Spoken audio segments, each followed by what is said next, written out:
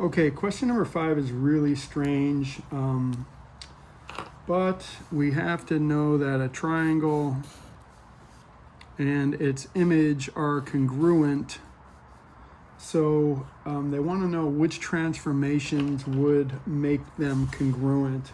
I do not like the way the question is worded, but basically it looks like this: x, y, and then the things that would keep these congruent would be choice A, negative x. So for example, let's say let's just say one of the vertices was like -3, 2. Well, if I'm only changing the x, making it positive, changing it to the opposite, then that would become 3.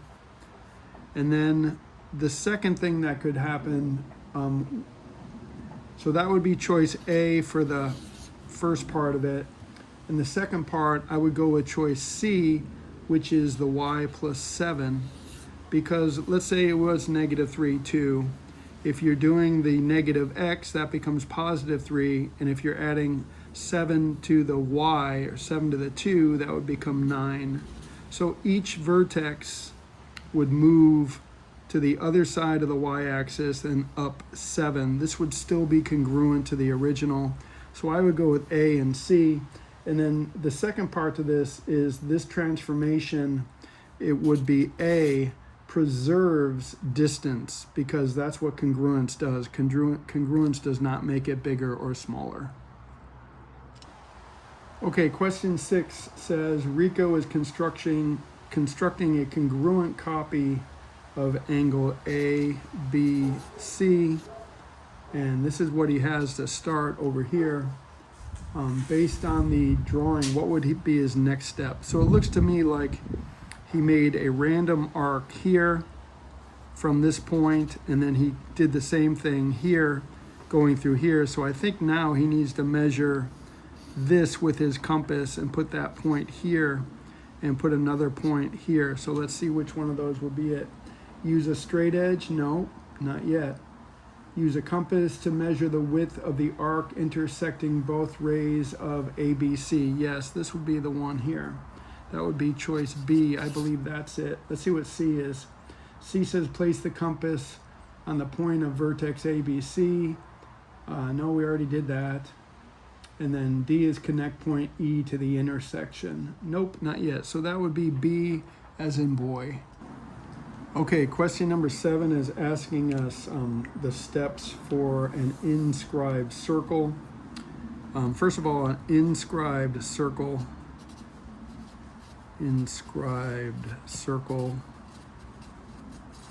would have its center at the in-center, which is the meeting point of the 3 angle bisectors. So first I would have to draw my 3 angle bisectors. Then I would have to put that point here, and then using the distance from the edge of this triangle here to the center, I would have to use the compass setting to draw that circle. So let's go through these steps. So we have step 1, step 2, and step 3. I'm first going to try to find the angle bisector. So let me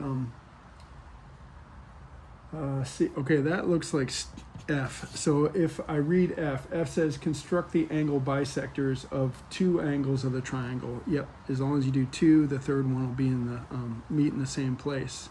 Okay, so after I did that, then I would place the in-center where they meet. So let's see.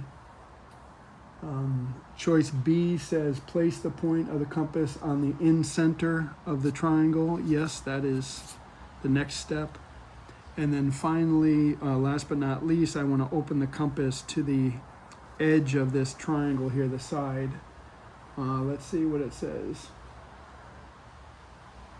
Use the compass to draw a circle that touches the side of the triangle. Yes, that's the next step. That is choice C. So in order, it goes F, B, and then C. Okay, question number 8. Points A, B, and C are collinear.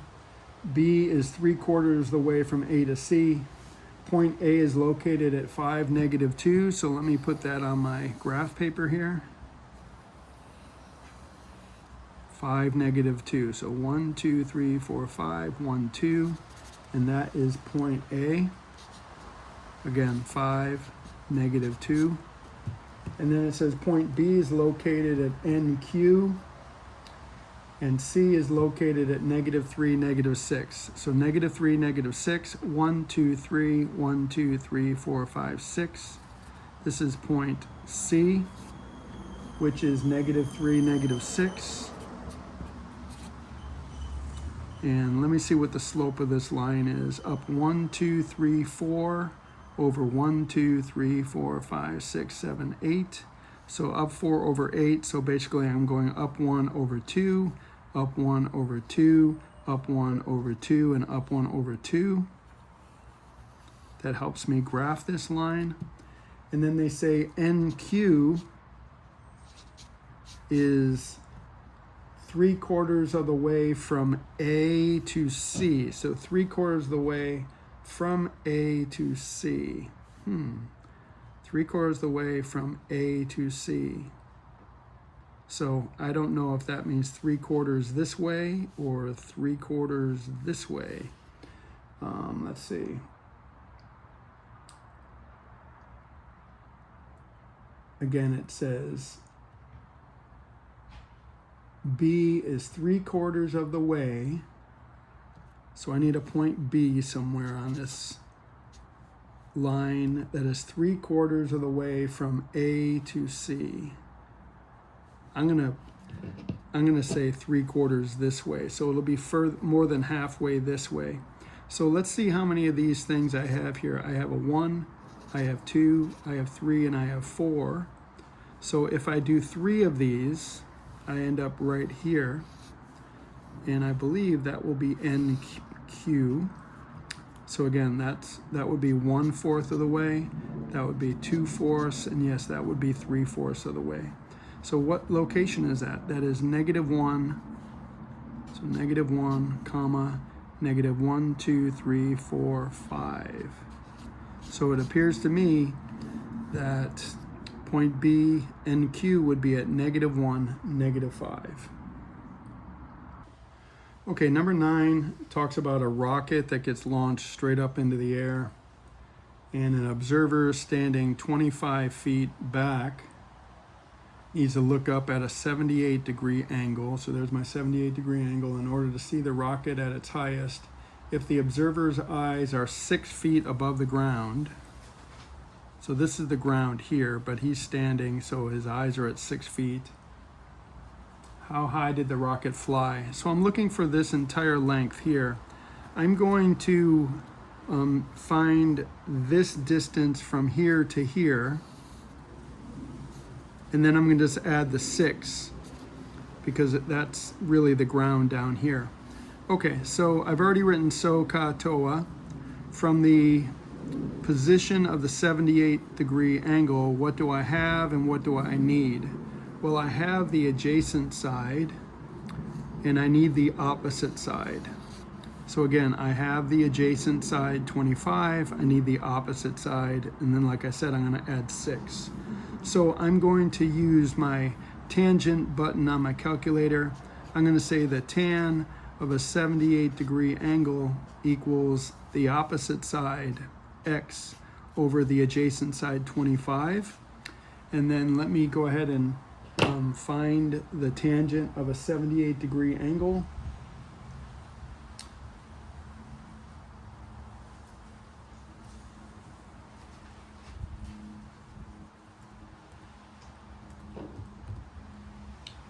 Okay, the tangent of a 78-degree angle is 4.70. So 4.70 equals x over 25. Let me cross multiply here.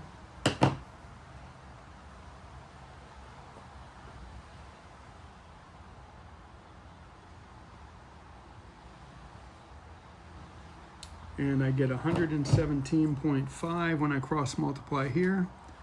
117.5 equals 1 times x. So I found this to be 117.5, but I must add that 6. So I get 123.5. Let's see what they want the answer rounded to. Round your answer to the nearest tenth. Okay, so I'm going to say 123.5 feet. And then I'm going to ask myself, does that look like a reasonable